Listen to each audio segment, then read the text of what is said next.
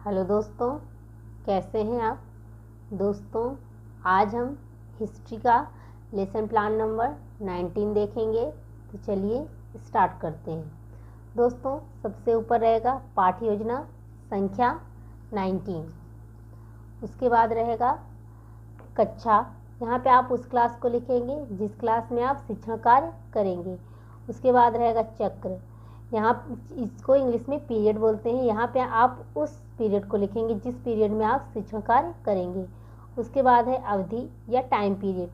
सामान्यतः सबको 35 से 40 मिनट मिलते हैं। उतने ही समय में आपको अपना ये पूरा लेसन प्लान बच्चों को पढ़ाना होता है। उसके बाद है विषय सामाजिक विज्ञान, उप विषय इतिहास, प्रकरण या टॉपिक अकबर का वित्तीय प्रबंध। उसके बाद सबसे लेफ्ट में रहेगा दिनांक। यहाँ पे आप उस दिनांक को डालेंगे जिस दिनांक में आप शिक्षण कार्य करेंगे। उसके बाद है विद्यालय का नाम।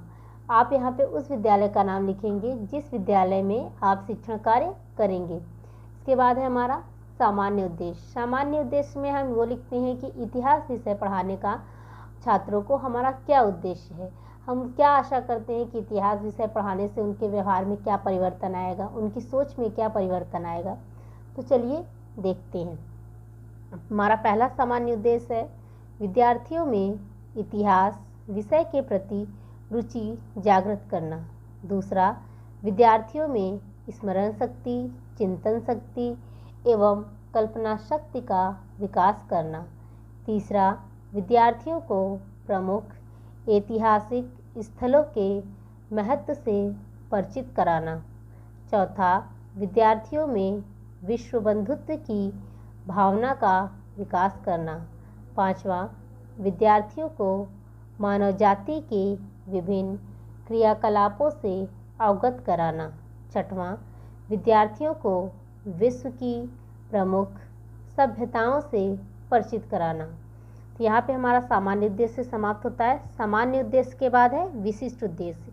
विशिष्ट उद्देश्य में है विशिष्ट उद्देश्य के पक्ष और अपेक्षित व्यवहारगत परिवर्तन।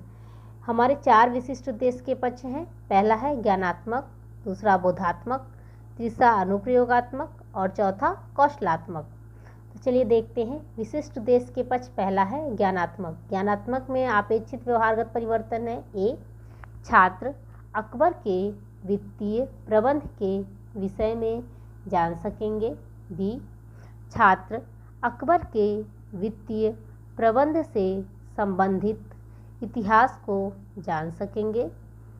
उसके बाद हमारा विशिष्ट उद्देश्य के पक्ष है दूसरा बोधात्मक। बोधात्मक में अपेक्षित व्यवहारगत परिवर्तन है। ए, छात्र अकबर के वित्तीय प्रबंध को अन्य राजाओं के वित्तीय प्रबंध से तुलना करेंगे।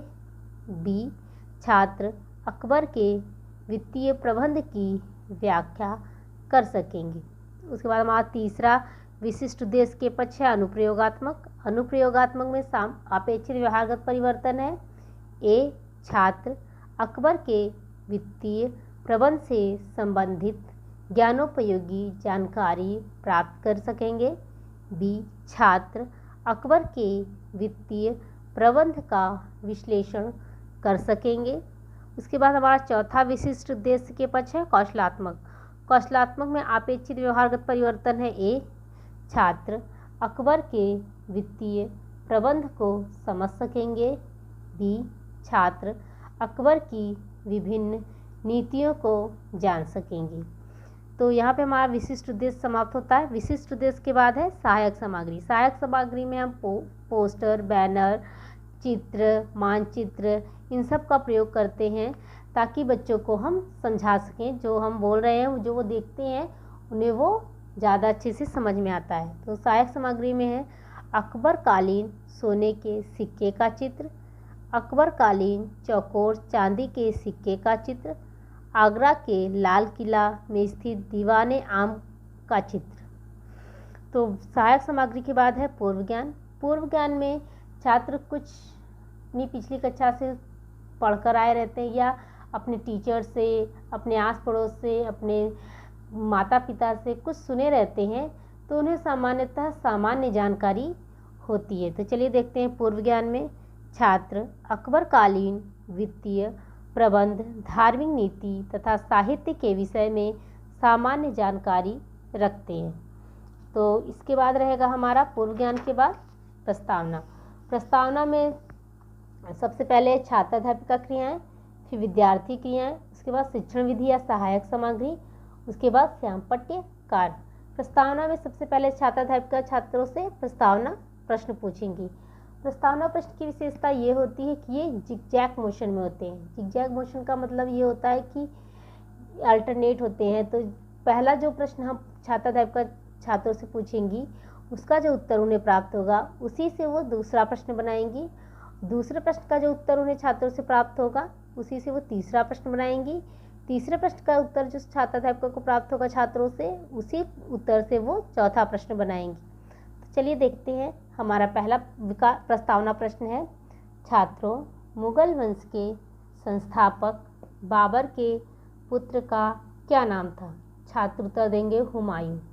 दूसरा प्रश्न पूछेंगे, छात्रों, हुमायूं के विश्वास पात्र बैरम खां ने किसका राज्याभिषेक किया था? छात्र उत्तर देंगे अकबर का। तीसरा प्रश्न पूछेंगे, छात्रों, अकबर ने अपने राज्य को सुचारू रूप से चलाने के लिए किस व्यवस्था को लागू किया था? छात्र उत्तर देंगे मनसबदारी व्यवस्था। फिर चौथा प्रश्न पूछेंगे, छात्रों, मनसबदारी व्यवस्था से मनसबदारों की आर्थिक स्थिति पर क्या प्रभाव पड़ा? छात्र इसका उत्तर नहीं दे सकेंगे। इसका अर्थ यह हुआ कि यह एक समस्यात्मक प्रश्न है। और प्रस्तावना प्रश्न पूछने में छात्राध्यापिका ने किस शिक्षण विधि का प्रयोग किया? प्रश्नोत्तर विधि का। छात्राध्यापिका ने प्रश्न पूछे और विद्यार्थियों ने उसके उत्तर दिए। तो प्रस्तावना के बाद रहेगा उद्देश्य कथन। उद्देश्य कथन में है, छात्रों, आज हम अकबरकालीन वित्तीय प्रबंध, धार्मिक नीति तथा साहित्य के विषय में विस्तार से अध्ययन करेंगे। उद्देश्य कथन के बाद है प्रस्तुतिकरण। प्रस्तुतिकरण में सबसे पहले रहेगा शिक्षण बिंदु, उसके बाद शिक्षण अधिगम परिस्थितियाँ। शिक्षण अधिगम परिस्थितियों में रहेगा छात्राध्यापिका क्रियाएं। छात्राध्यापिका क्रियाएं के बाद रहेगा विद्यार्थी क्रियाएं।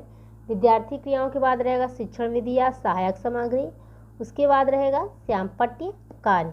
तो हमारा पहला शिक्षण बिंदु है अकबर का वित्तीय प्रबंध। तो पहले शिक्षण बिंदु में सबसे पहले छात्राध्यापिका छात्रों से विकासात्मक प्रश्न पूछेंगी। विकासात्मक प्रश्न पूछने का छात्राध्यापिका का उद्देश्य ये होता है कि वो ये जान सके कि वो जो टॉपिक पढ़ाने जा रही हैं छात्रों को उसके विषय में कितनी जानकारी है, और साथ ही साथ वो जो पढ़ाने जा रही हैं उसकी भूमिका का भी निर्माण करती हैं। तो चलिए देखते हैं। हमारा पहला विकासात्मक प्रश्न है, छात्रों, मुगल मनसबदारों को कितना वेतन मिलता था? छात्र उत्तर देंगे उतना जितना दुनिया के किसी अधिकारी को नहीं मिलता था। दूसरा प्रश्न पूछेंगे, छात्रों, मनसब की संख्या क्या बताती थी? छात्र उत्तर देंगे मनसबदारों की पदवरीयता। तीसरा प्रश्न पूछेंगे, छात्रों, आप अकबर के वित्तीय प्रबंध के विषय में क्या जानते हैं? छात्र इसका उत्तर नहीं दे सकेंगे। इसका अर्थ यह हुआ कि यह एक समस्यात्मक प्रश्न है। और विकासात्मक प्रश्न पूछने में छात्राध्यापिका ने किस शिक्षण विधि का प्रयोग किया? प्रश्नोत्तर विधि का। छात्राध्यापिका ने प्रश्न पूछे और छात्रों ने इसके उत्तर दिए, तो ये हो गई प्रश्नोत्तर विधि। विकासात्मक प्रश्न के बाद रहेगा छात्राध्यापिका कथन। छात्राध्यापिका कथन में है, छात्रों, अकबर की आय के दो प्रधान साधन थे, भूमि का लगान तथा व्यापार पर कर। प्रत्येक गांव का लगान निश्चित कर दिया गया था। किसानों से उपज का 1/3 भाग लगान के रूप में वसूल किया जाता था। किसी भी भूमि में निश्चित उपज न होने के कारण अकबर लगान का प्रबंध समय समय पर करने के पक्ष में था। उसने भूमि की नाप कराकर लगान का लेखा बनाने का कार्य टोडरमल को सौंपा। लगान की इस व्यवस्था से किसानों को सुविधा हुई। उनको अब मालूम रहता था कि उपज का कितना भाग उनको लगान में देना है। यहाँ पे हमारा छात्राध्यापिका का कथन समाप्त होता है। छात्राध्यापिका कथन के बाद है विद्यार्थी क्रियाएं। विद्यार्थी क्रियाएं में है विद्यार्थी, छात्राध्यापिका, द्वारा दिए गए कथन को ध्यानपूर्वक सुनेंगे और समझेंगे। उसके विद्यार्थी क्रिया के बाद है शिक्षण विधि। शिक्षण विधि में एक कथन एवं व्याख्यान विधि। शिक्षण विधि के बाद है श्यामपट्य कार्य। श्यामपट्य कार्य में है पहला, अकबर की आय के दो प्रमुख साधन थे, भूमि का लगान तथा व्यापार पर कर।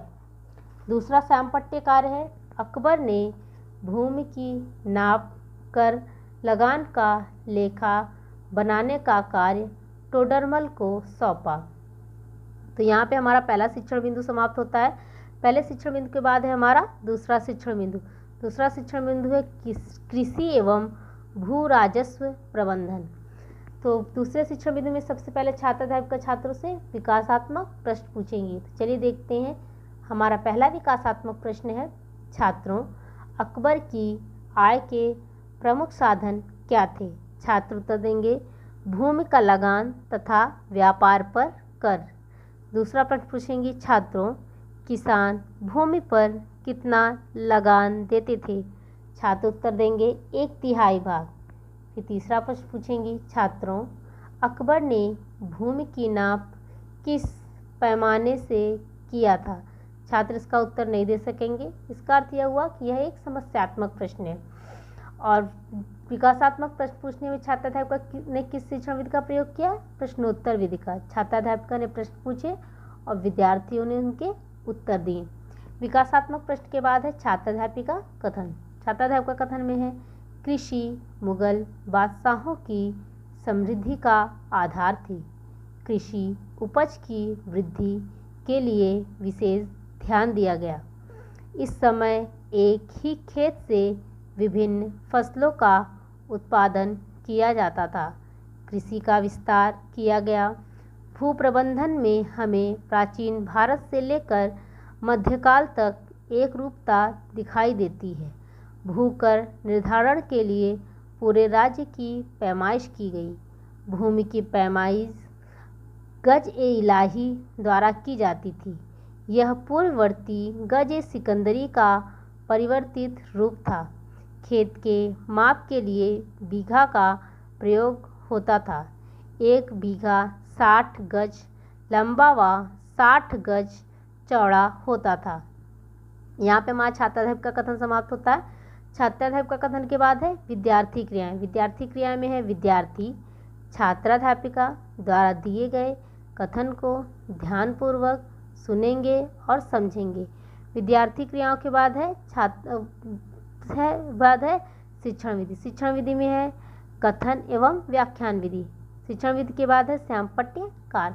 तो हमारा पहला श्यामपट्य कार्य है, कृषि मुगल बादशाहों की समृद्धि का आधार थी। दूसरा, कृषि की पैमाइश गज ए इलाही द्वारा की जाती थी। तो दोस्तों यहाँ पे हमारा दूसरा शिक्षण बिंदु समाप्त होता है। दूसरे शिक्षण बिंदु के बाद है हमारा तीसरा शिक्षण बिंदु। तीसरा शिक्षण बिंदु है साहित्य। तो तीसरे शिक्षण बिंदु में सबसे पहले छात्राध्यापिका विद्यार्थियों को से विकासात्मक प्रश्न पूछेंगी। तो पहला विकासात्मक प्रश्न है, छात्रों मुगल वंश का संस्थापक कौन था? छात्र उत्तर देंगे बाबर।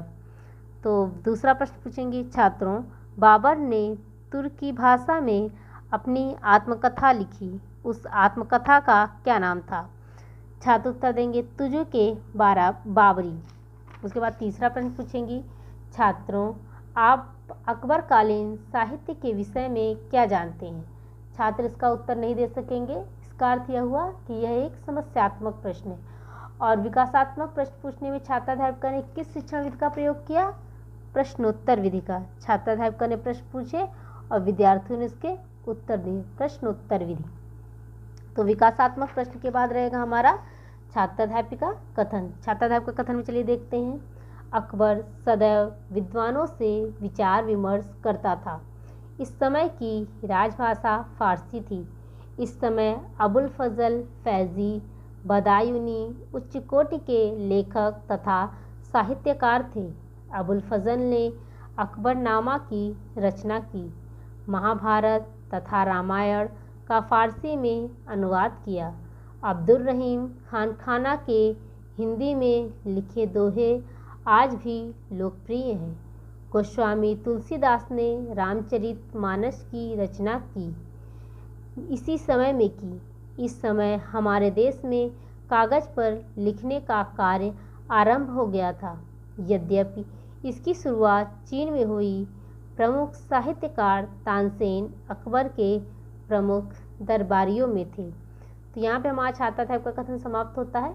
छात्र टाइप का कथन के बाद है विद्यार्थी क्रियाएं। विद्यार्थी क्रियाएं में रहेगा विद्यार्थी छात्राध्यापिका द्वारा दिए गए कथन को ध्यानपूर्वक सुनेंगे और समझेंगे। विद्यार्थी क्रियाओं के बाद है शिक्षण विधि। शिक्षण विधि में है कथन एवं व्याख्यान विधि। और शिक्षण विधि के बाद रहेगा श्यामपट्ट कार्य। श्यामपट्ट कार्य में है अकबर के समय की राजभाषा फारसी थी। दूसरा, अबुल फजल ने अकबरनामा की रचना की। तीसरा, गोस्वामी तुलसीदास ने रामचरितमानस की रचना की। तो दोस्तों यहाँ पे हमारा प्रस्तुतिकरण समाप्त होता है। प्रस्तुतिकरण के बाद रहेगा हमारा बोधात्मक प्रश्न। बोधात्मक प्रश्न छात्राध्याप के छात्रों से इसलिए पूछती हैं ताकि उन्हें ये ज्ञान हो सके कि उन्होंने जो पढ़ाया है वो छात्रों को कितना समझ में आया है, और साथ ही साथ वो अपनी शिक्षण विधि और स्वयं का भी मूल्यांकन कर सकती हैं। चलिए देखते हैं। हमारा पहला बोधात्मक प्रश्न है, छात्रों, किसानों से उपज का कितना भाग लगान में लिया जाता था? छात्र उत्तर देंगे 1/3। दूसरा प्रश्न है, छात्रों, अकबर के समय भूमि की पैमाइश किससे की जाती थी? छात्र उत्तर देंगे गज-ए-इलाही से। तीसरा प्रश्न पूछेंगी, छात्रों, कागज पर लिखने का कार्य कहाँ से शुरू हुआ था? छात्र उत्तर देंगे चीन से। तीसरा प्रश्न पूछेंगी, छात्रों, अकबरनामा की रचना किसने की? छात्र उत्तर देंगे अबुल फजल ने।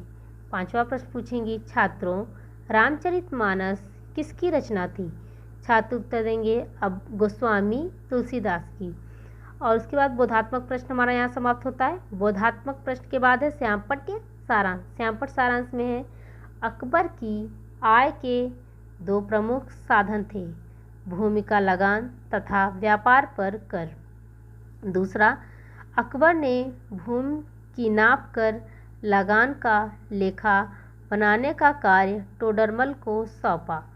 तीसरा, कृषि भूमि मुगल बादशाहों की समृद्धि का आधार थी। चौथा, भूमि की पैमाइश गज-ए-इलाही द्वारा की जाती थी। पांचवा, अकबर के समय की राजभाषा फारसी थी। छठवां, अबुल फजल ने अकबरनामा की रचना की। सातवां, गोस्वामी तुलसीदास ने रामचरितमानस की रचना की। श्यामपट्ट सारांश के बाद रहेगा निरीक्षण कार्य। निरीक्षण कार्य में है छात्राध्यापिका विद्यार्थियों से श्यामपट्ट सारांश पुस्तिका पर लिखने का निर्देश देकर स्वयं कक्षा का निरीक्षण करेंगी। निरीक्षण कार्य के बाद रहेगा पुनरावृत्ति प्रश्न। पुनरावृत्ति प्रश्न पूछने का छात्राध्यापिका का उद्देश्य ये होता है कि वह पुनः इसकी पुष्टि कर सकें कि उन्होंने जो पढ़ाया है छात्रों को वो कितना उन्हें समझ में आया है। चलिए देखते हैं। इसमें पुनरावृत्ति प्रश्न में पहला प्रश्न है, छात्रों, अकबर की आय के क्या साधन थे? दूसरा, अकबर ने टोडरमल को कौन सा कार्य सौंपा था? तीसरा, 1 बीघा कितना होता था? चौथा, अकबर के दरबार में प्रमुख संगीतकार कौन थे? पांचवा, अकबर के समय की राजभाषा क्या थी? पुनरावृत्ति प्रश्न के बाद छात्राध्यापिका छात्रों को गृह कार्य देंगी। तो गृह कार्य में देखते हैं। पहला प्रश्न है, अकबर लगान का निर्धारण समय समय पर कराने के पक्ष में क्यों था? दूसरा, भूमि की पैमाइश क्यों की जाती थी? तीसरा, अकबरकालीन लेखक तथा साहित्यकारों के नाम बताइए। चौथा, अकबर की आय के कितने प्रमुख साधन थे? तो दोस्तों इसी के साथ ही हमारा लेसन प्लान नंबर 19 समाप्त होता है। धन्यवाद।